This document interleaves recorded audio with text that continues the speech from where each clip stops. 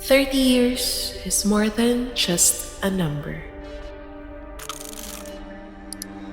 It represents maturity, commitment to a purpose, and the start of a significant phase in one's life, especially at the Life Giver Church, Taguig. David reigned as a king of Israel in the Bible at the age of 30. This year, God will rise up new pastors and leaders and send in new servants and reap the rewards. At 30, Ezekiel was called to be a prophet. This year, new vision, fresh revelation, new spiritual insights, and indescribable spiritual encounter. John came out of the wilderness to prepare the way for Jesus Christ at the age of 30. This year, the overflow and much more will not gonna happen to your comfort zone. So go outside and stretch. He will open doors of opportunities that no one can shut. Jesus Christ began his public ministry at the age of 30, which is a significant example of this symbolism. It marks to a point where individuals are considered ready for greater responsibilities and leadership roles. 30 holds deep spiritual significance, symbolizing harmony, wisdom, and inner strength. As we commemorate this milestone, we got together some of our brothers and sisters and asked them some questions that will testify and uncover the many ways God has shown His goodness, His grace, and His faithfulness in their lives. Umpisa pa lang ng Taguig, andito na kami hanggang ngayon. Nabago ang buhay namin. Sa lahat ang ginawa ng Panginoon. Simula pa lang nang tumayo ang Life Giver, nandito na kami, hindi kami palipat-lipat. Ang anumang aming problema, nalulutas. Dahil kami hindi nawawala sa paniniwala ng Diyos sa amin. Ginagabayan kami, may sakit kami, gumagaling kami. Hanggang matanda na kami, nandito pa rin kami. Pagpalain ng Life Giver hanggang ngayon, hanggang kami nandito. Ang lahat ng mga kapatiran namin ay napakabuti. Lagi kami pinasamahan sa bawat roon. Maraming salamat po sa Life Giver Church na yan. Ako po ay nagsimula dito sa church noong 2006 po. Nung ginagawa ko itong church na to, nandito na po kami, nung tinayo po ito. Mula po natuto ako magbigay sa Panginoon. Doon po kami parang umayos ang buhay namin. Hindi na kami nagkukulang, nagiging masaya ng mga anak ko kasi po, naging maayos ang buhay namin. Talagang taos puso sa puso ko po na kapag simba kami sa church na ito kasi po, dito po nabago ang asawa ko. Pinagpapasalamat ko talaga sa Panginoon na binago po siya ng Panginoon dahil doon na nabaptize po siya. Ako po si Edwin, isang membro po dito sa Life Giver Church Taguig. At pinagpapasalamat sa Panginoon dahil ako po ay membro na dito na halos magpa 5 years na po akong umattend dito dahil ako po ay galing sa ibang lugar. Tunay nga po na nung ako po ay huminto na sa pag-abroad at dito po ako dinala at pinagpatuloy ko po na alam ko na sa church na ito ay marami pa po akong dapat gawin na baguhin sa aking sarili, sa paglilingkod sa Panginoon. Ngayon po na aming pinagdidiwang ang aming 30th anniversary ng church na ito, dalangin ko sa Panginoon Diyos na patuloy na pagpalain ng bawat isa, patuloy ang bawat membro, ang bawat namumuno. Dalangin ko pa ng Diyos na kaming lahat ay makapagsilbi sa Diyos. Happy 30th anniversary muli po. Hello everyone! Ako nga pala si Cherry. Ako po si Randy. So, nandito na ako sa church. For 18 years na po ako dito sa church. Nabago po sa life ko. Siyempre, una na doon yung nakilala ko si Lord. Pangalawa, nabago yung figure ko. Charot. Dito rin kasi ako nagkaroon ng asawa. So, dito ko na-meet yung aking asawa. Nagkaroon din ako ng mga bagong friends and extended family. Marami nagbago din sa buhay, spiritually, physically, financially, mentally. And from student to professional, from single to married, with kids. Happy 30th anniversary sa aming beloved, the Life Giver Church Taguig, sa aming mga pastors and aming mga leaders, na magpatuloy lang tayo sa paglilingkod sa ating Panginoon. We pray na mas maging solid yung ating foundation, yung relation natin dito sa church. Mahal namin kayong lahat. Mahal namin kayong lahat dito sa church. I found the second family here sa church. Yan, sana magtuloy-tuloy po tayo lahat. God bless.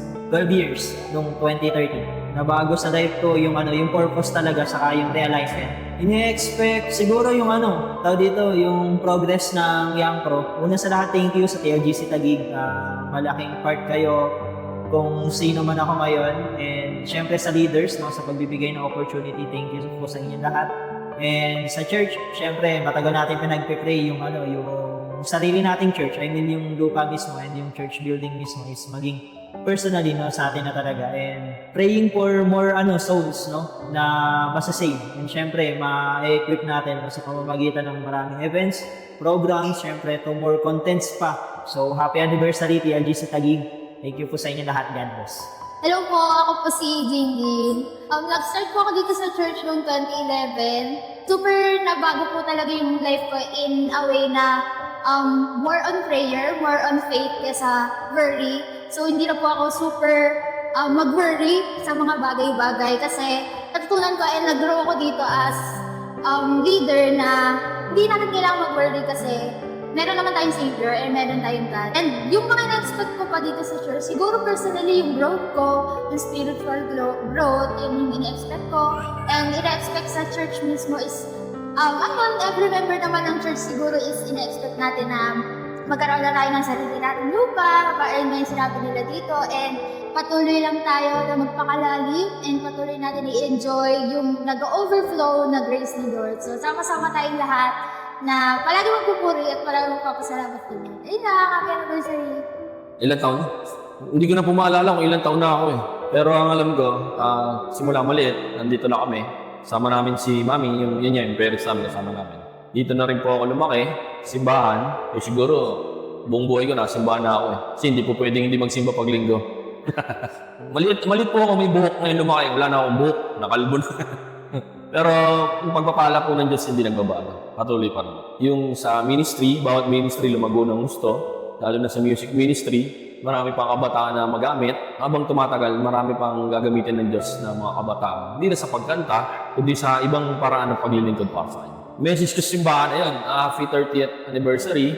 Tagal na natin nagsasama. Marami pa, alam ko, darating ng araw na mas marami pang tao na mapagpapala. Hindi lang yung nagagamitin yung simbahan natin. Alam ko na bawat punta ng mga tao dito sila makakahanap ng katahimikan, yung peace, yung comfort as a family.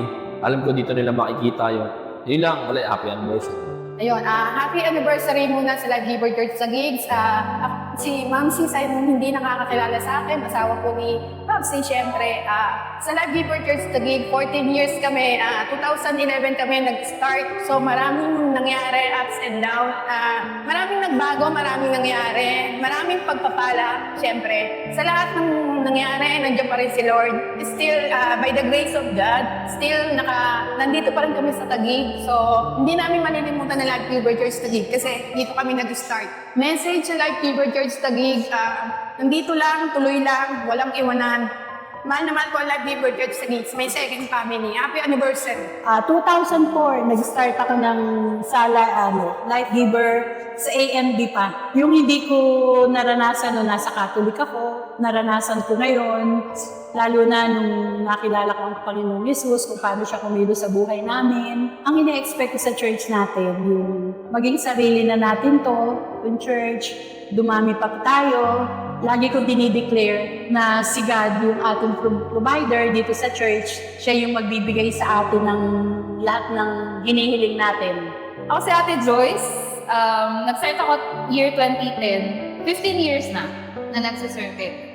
Yung nabago sa life ko since 2010, of course, yung relationship with the Lord. Yun yung pinaka-best na decision na nagawa ko 15 years ago. Then after nun, everything follows. Yung na-save yung family ko. Sama-sama kaming nakapag-serve kay Lord. Minexpect pa this coming years is, syempre, mas lumago pa kay Lord, mas lumalim pa yung relationship sa Kanya, mas maka-witness ng maraming youth na i-raise up ni Lord para mag-serve sa Kanya and also para magamit din talaga sa church. Message to church, happy 30th anniversary, the Life Giver Church Taguig. Tunay talaga na pinatunayan ni Lord yung faithfulness niya since wala pa ako dito hanggang ngayon. So patuloy lang kay Lord, patuloy lang na lumakad sa grace niya.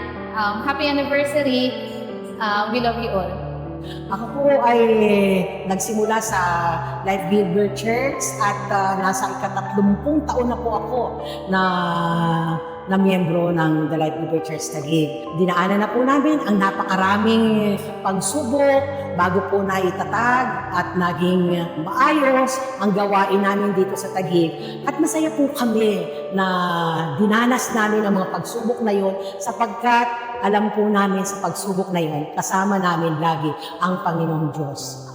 Nagpapasalamat po ako dahil sa mga pangyayari, mga naganap na hindi po namin nalaman, mawari na mangyayari yun. Pero ganun pa po, ang Diyos ay sumasa amin at nagiging united po kami at family in one. Sa mga darating pong taon, we expect more of His blessings to come. Na patuloy po kami magkakaisa, patuloy po kami magsasama-sama, na itataas ang pangalan niya. Hindi po kami ang gagawa, kundi siya ang kikilos sa buong The Life Giver Church Taguig. Naniniwala po ako na kasama ko po ang lahat at kasama po namin ang Panginoong Diyos para matupad ang kanyang nais para po sa simbahan namin. Marami pong salamat sa buhay namin lahat, sa buhay po ng aking mga kasama, kapatid, mga youth, lahat po na kumikilos para po sa gawain namin. Biyaya po ng Diyos na kasama namin kayo. Purihin po ang Panginoon sa buhay niyong lahat. Happy anniversary po. More years to come. More fruitful years to come na magsasama-sama po tayong lahat sa pangalan ni Jesus. Amen. Ilang taon na ako dito sa church? 16 years na. 20 years na po kami, ako, dito sa The Life Giver Church. Sa akin po maraming nabago, lalo na nung naintindihan ko po yung mensahe ng grace. Naging mas madali at naging mas magaan ang buhay Kristiyano na naintindihan mo na hindi mo dapat i-please si Lord dahil i-please mo siya sa'yo. At naintindihan mo na lahat na pala ng pagpapala ay pinagkaloob na ni Kristo sa'yo, hindi dahil sa ginawa mo, hindi dahil sa ginawa niya sa pusang Kalbaryo. Ibang-iba kapag naka Christ ka na, lalo nung under grace, mas nalaman ko na mas mahal ako ni Lord and dahil doon nag-overflow. Nag-overflow yung grace na natatanggap namin and nasi-share din namin sa ibang tao. Mas mag-manifest pa yung grace ni Lord sa bawat isa. So, mas magkakaroon ng harmony, mas magiging, mag-grow yung ministry, mas dadami yung numbers, mas magiging quality yung life ng bawat isa, yung relationship ng bawat isa kay Lord, magkakaroon ng sariling lupa, tsaka mas malaking building para sa Life Giver Church nila. Bukod sa magkaroon ng sariling lupa, yung relationship po natin dito sa church ay mas lalo pang tumibay, lalo pang dumami yung ating mga kaibigan, mas lalo pang lumaki yung ating pamilya. Marami pang ma-reach out through the ministry of the Life Giver Church Taguig. Happy anniversary, the Life Giver Church Taguig. We are so much blessed and grateful po talaga sa life ng bawat isa. Presence nyo pa lang po, super masaya po talaga kami. Praying and declaring more blessings to come para sa bawat isa. Life and yung good news na nare-receive natin dito is mas mag-overflow pa para mas ma-share pa natin sa ibang tao. The Life Giver Church Taguig family, thank you sa buhay nyo. Kayo po ay pagpapala sa family namin. May magandang plano at may maganda pang gagawin ng Diyos sa ating ministry. So we love you and more blessing and grace to come. Their stories are reminders that today is the fulfillment of the past hope and an answer to a once whispered prayer. For over 30 years, we have seen God lovingly guiding, faithfully providing, and graciously sustaining. Through all the seasons, His love has never failed us. This is a celebration of love, peace, hope, grace, healing, miracles, faithfulness, restoration, and abundance. It is sufficient to state that the Lord was so good 30 years ago, today, and forevermore.